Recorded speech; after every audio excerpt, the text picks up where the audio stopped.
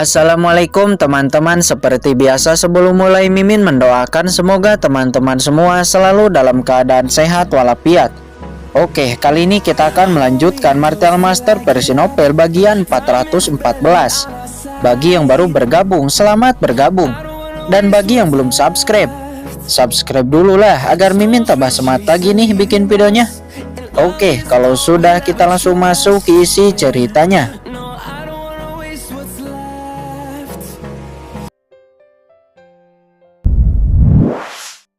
Mumi tergeletak di tanah. Jie, nyaman. Iblis api merah dan Molly menyeringai. Aura keduanya semakin menakutkan dan kekuatannya meningkat. Pergi, mari kita cari yang berikutnya, kata iblis api merah sebelum akhirnya dia dan Molly menghilang dari sana. Beberapa tim istana penegak hukum dihancurkan oleh iblis api merah dan Molly. Seperti sebelumnya, setiap tim dihancurkan, esensi darahnya diserap sampai tidak tersisa. Berita banyak tim istana penegak hukum dibantai kembali kepada Kaisar Bela Diri Ansu.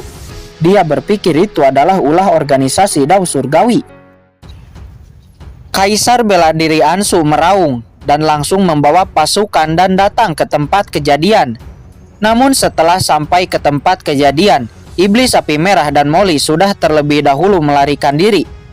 Kaisar Bela Diri Ansu hanya melihat banyak orang yang telah diserap esensi darahnya.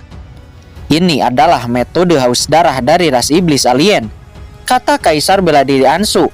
Dia juga merasakan beberapa napas ras iblis alien di sekitar. Mungkinkah organisasi Dao Surgawi dan ras iblis alien ada hubungan? Tidak, masalah ini sangat serius. Saya harus secara pribadi memberitahu Tuan dan Permaisuri, kata Kaisar Bela Diri Ansu. Kemudian dia mengambil beberapa barang bukti. Setelah itu dia bergegas ke camp pelatihan rahasia. Scene berpindah pada saat ini di camp pelatihan rahasia yang telah dihancurkan. Terlihat beberapa sosok berdiri di sini. Itu adalah Sangguan Sinner. Di sampingnya ada seorang pria bertopeng. Dan di belakangnya ada beberapa tokoh inti istana berkabut. Sekelompok orang ini berdiri di camp rahasia menatap pemandangan di depan mereka. Ada kemarahan yang menakutkan. Bulan di malam yang sunyi. Ini adalah tempat yang indah, tetapi sekarang penuh dengan darah di sini, seperti hutan neraka. Darah kering bercecer di tanah. Mayat-mayat menumpuk seperti gunung. Terlihat sangat menyedihkan. Seharusnya hanya ada satu orang.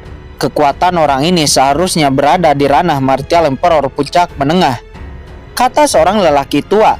Tubuhnya bersembunyi di balik jubah dengan suara serak. Tapi di sini tidak ada aura siapapun selain murid istana penegak hukum. Itu menunjukkan bahwa orang itu tidak terluka sama sekali. Ada 3 ahli Martial Emperor tahap tengah di sini. Tidak mungkin hanya ahli Martial Emperor puncak tengah mampu mengalahkan 3 orang sekaligus, bahkan tidak terluka. Orang itu mungkin sebenarnya adalah ahli Martial Emperor tahap akhir, kata seorang wanita tua. Dia menyanggah pernyataan pria tua itu. Ya, itu memang masuk akal. Orang itu terlalu bersih tanpa jejak sedikit pun. Namun tidak peduli sebersih apapun, selama dia terluka, bagian kekosongan pasti akan meninggalkan jejak. Tapi sekarang sama sekali tidak ada jejak, yang berarti bahwa orang itu tidak terluka sama sekali. Setelah pernyataan ini keluar, yang lainnya juga mengangguk. Namun yang membuat mereka aneh, mengapa mayat orang berbaju hitam dari ras iblis alien mengapa tidak ada? Ini membuat mereka mengerutkan kening. Sesaat kemudian seseorang datang. Ternyata itu adalah Kaisar Bela Diri Ansu. Ansu telah melihat Tuan Istana, kata Kaisar Bela Diri Ansu dengan hormat seraya berlutut. Ada informasi apa? Kata Sangguan Sinner. Tuan Istana, bawahan telah menemukan ada ras iblis alien yang menyerang istana penegak hukum kita, kata Kaisar Bela Diri Ansu. Apakah kamu yakin? Kata Sangguan Sinner. Ya, tuanku, bawahan benar-benar menemukan jejak iblis alien. Ini adalah beberapa bukti dan gambar yang telah bawahan temukan, kata Kaisar Bela Diri Ansu seraya memberikan sebuah batu giok kepada Sangguan Sinner. Kemudian Sangguan Sinner memeriksa batu giok itu. dan setelah memeriksanya, matanya berangsur-angsur menjadi sangat dingin. Lalu Sangguan Sinar memerintahkan semua orang untuk menyelidikinya dan menangkap ras iblis itu. Pria tua bernama Longpo dan wanita tua itu juga dikirim oleh Sangguan Sinar untuk menyelidikinya dengan teliti. Hanya tersisa dia dan pria bertopeng di sana. Si'er, sekarang kamu harus percaya Kekaisaran Xuanyuan saya tidak terkait dengan organisasi Dao Surgawi itu. Saya sudah menduganya, pasti ada konspirasi ras iblis alien di balik insiden ini. Ternyata orang bertopeng ini adalah Peng Xiaoyu yang datang jauh-jauh dari Kekaisaran Xuanyuan. Xiaoyu, aku juga tahu masalah ini tidak ada hubungannya denganmu. Karena aku tahu kamu tidak akan melakukan sesuatu yang akan menyakitiku, kata Sangguan Sinar. Karena begitu, perintahkanlah orang-orang istana penegak hukum itu untuk berhenti berperang melawan Kekaisaran Xuanyuan saya. Saya tidak tahu sudah berapa banyak prajurit yang jatuh dari Kekaisaran Xuanyuan saya.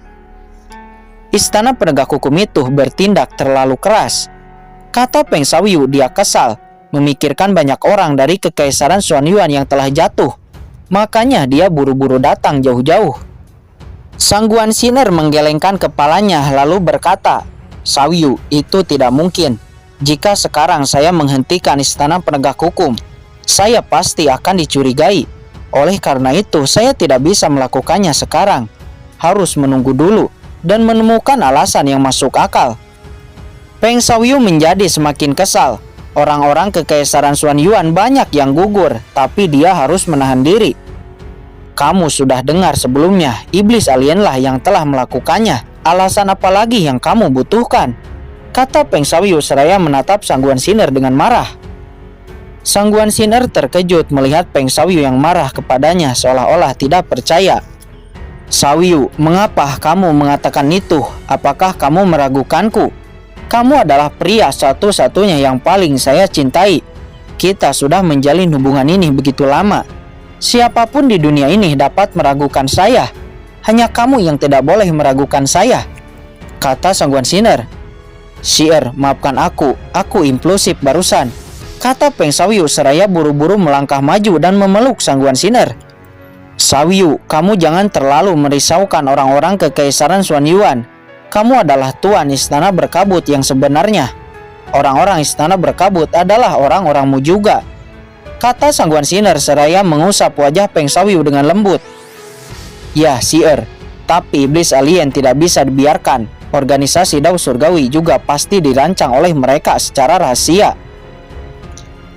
Ya, baik Xiaoyu, tapi beri aku waktu lagi. Sekarang saya masih membutuhkan mereka.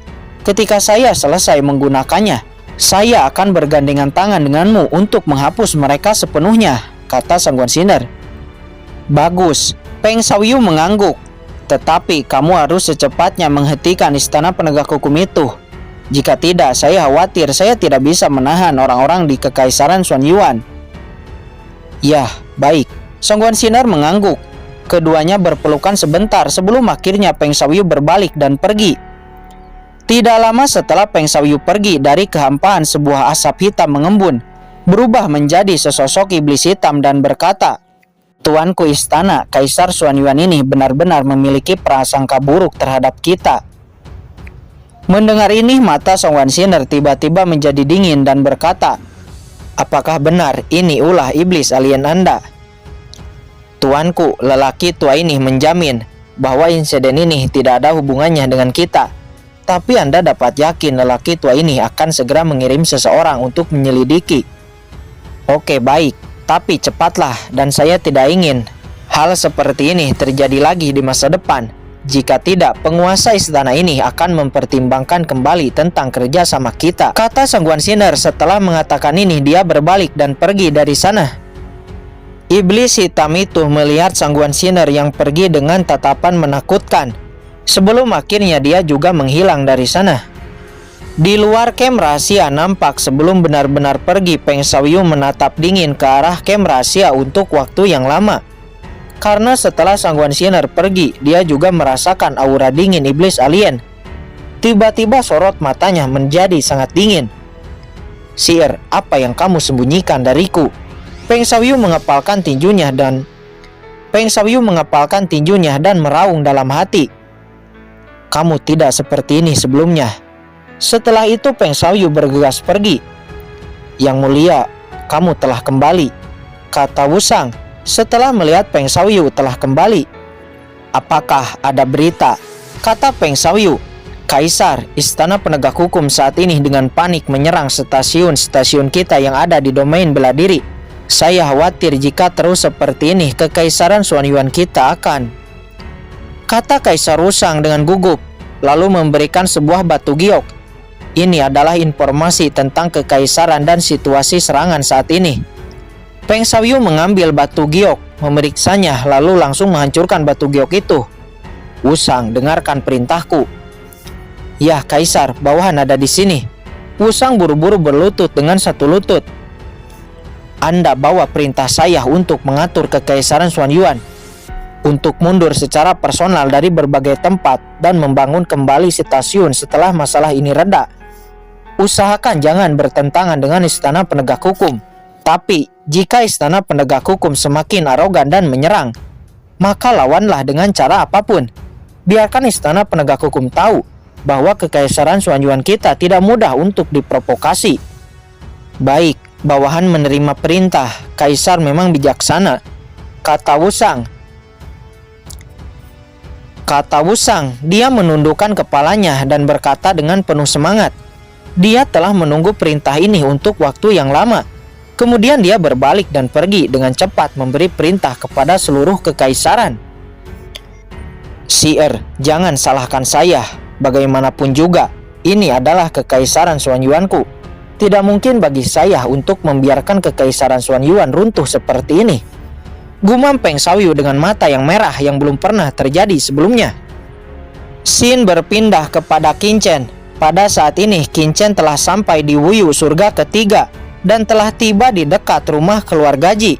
Setelah sampai, Qin Chen terkejut karena keluarga Ji yang dulu sangat tersembunyi sekarang menjadi terbuka. Awalnya Qin Chen berencana untuk pergi langsung ke markas keluarga Ji, menerobos batasan keluarga Ji, dan diam-diam mencari Jiruyu. Namun sekarang Qin Chen ragu-ragu karena rumah keluarga Ji dijaga ketat oleh tentara dan larangan diperkuat. Akan sangat sulit untuk menerobos diam-diam. Akhirnya Qin Chen tidak terburu-buru dan masuk ke sebuah kota bernama kota Jizhou untuk mencari informasi dan bertanya kepada seseorang. Setelah bertanya, akhirnya Qin Chen mendapat berita bahwa keluarga Ji sedang merekrut talenta-talenta muda yang berbakat. Tentu Qin Chen yakin dapat lolos ujian jenius untuk memasuki keluarga Ji. Namun masalahnya sekarang adalah identitas. Harus ada yang merekomendasikannya. Di saat Qin Chen memikirkan hal ini, tiba-tiba di sebuah gunung di depan Qin Chen, sebuah cahaya terpancar ke langit, disusul dengan aroma yang sangat kuat, sehingga pori-pori di tubuhnya terbuka. Ini adalah tanaman obat tingkat kaisar yang akan lahir, sangat luar biasa. Akhirnya Qin Chen memutuskan untuk pergi ke gunung itu. Di saat Qin Chen sampai di pintu masuk ke gunung itu, terlihat di pintu masuk sedang ada konflik antar seorang wanita cantik bernama Pri Jiun dan seorang pria parubaya. Ternyata itu Pri Jiun. Qin Chen cukup senang. Pri Jiun dari keluarga Jiun adalah keluarga yang cukup besar dan merupakan keluarga yang memiliki hubungan baik dengan keluarga Ji. Akan sangat bagus jika Qin Chen dapat menarik perhatiannya dan mendapat rekomendasinya. Saat ini terlihat konflik telah mereda dan pria parubaya itu dipukul oleh pengawal Pri Jiun yang bernama Yujiki. Pria parubaya itu jatuh ke tanah dengan malu. Mata Yujiki melihat pria parubaya yang tergeletak di tanah dengan senyum menghina di wajahnya. Kemudian kembali mencambuk kudanya dan kereta kuda kembali maju dan naik gunung. Di tanah, pria parubaya melihat kereta itu yang naik gunung, seraya menyeka darah dari sudut mulutnya. Matanya melirik sekitar dan melihat Qin Chen. Tidak jauh darinya yang melihatnya dipermalukan. Apa yang kamu lihat? Apakah kamu ingin mati? Kata pria parubaya itu, lalu dia langsung melayangkan tinju ke arah dada Qin Chen. Melihat itu, Qin Chen hanya menjentikan jarinya dan pria parubaya itu langsung terhempas jauh. Apa? Orang ini sangat kuat. Pria parubaya itu ketakutan dan buru-buru langsung pergi naik gunung lebih dahulu. Kemudian Kincen juga melangkah naik menuju puncak gunung. Sepanjang naik gunung, Kincen merasakan ada penekanan kekuatan aturan. Namun tentu saja itu tidak menghambat Kincen. Singkat cerita, Kincen akhirnya telah sampai di puncak gunung. Terlihat sebuah tempat platform besar berbentuk lingkaran. Lingkaran terluar terdapat hampir 100 orang lebih, sedangkan lingkaran terdalam hanya ada beberapa orang. Di tengah-tengah platform ini ada kebun taman obat kecil. Di tengah taman obat ada sebuah altar, dan di atas altar ada sebuah tanaman obat kaisar ungu dengan 9 daun. Kincen mengenali tanaman itu dan tiba-tiba menarik napas dengan terkejut. Ternyata itu rumput rongdao 9 daun. Kata Kincen, rumput rongdao 9 daun adalah rumput tingkat kaisar yang berisi aturan dao.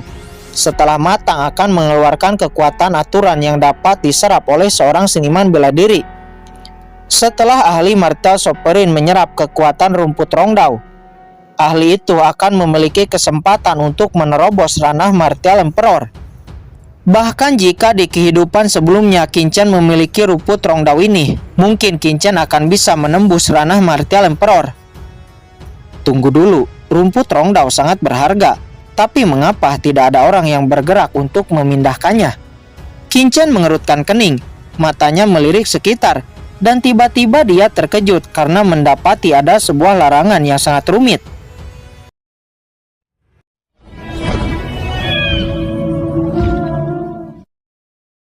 Oke guys, sudah dulu ya. Jangan lupa subrek biar lanjut terus ceritanya. Bagi yang sudah subrek, mudah-mudahan dimudahkan rezekinya. Mimin undur diri. See you next and goodbye.